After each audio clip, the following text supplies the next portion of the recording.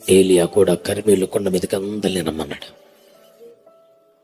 గుర్తుందా మీకు? మొదటి రాజులు 18. ఎక్కడో కెరీతు వాగు దగ్గర ఒక్కడే, సారీపుతు మిద్దె మీద ఒక్కడే, కర్మేలు కొండలో ఒక్కడే.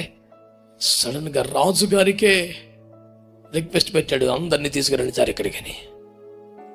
450 మంది ప్రవక్తలు ఒక పక్క తను ఒక్కడే. రండి ప్రార్థన చేద్దామే, దేవుడు అగ్ని పంపిస్తే ఆయనే నిజమైన దేవుడు, ప్రార్థనలు ఆలకించే దేవుడు అంటూ ప్రజల తడబాటు తొలగిపోయి దేవుని శక్తి ప్రేమ నిరూపించబడినట్లుగా ఒక అగ్ని అభిషేకం దిగి వచ్చే ఉజ్జీవపు కూడికల కోసం మనం రోడ్డెక్కాల్సి ఉన్నది.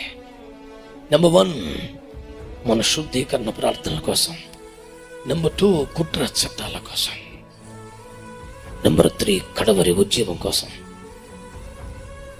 మనము రహస్య ప్రార్థన గడప దాటి బహిరంగ ప్రార్థనలకి ఆయా సందర్భాల్లో ఇలా కలుసుకోవాలి. దానికోసం కష్టపడాలి, దానికోసం సమకూర్చాలి, దానికోసం ఖర్చు పెట్టాలి.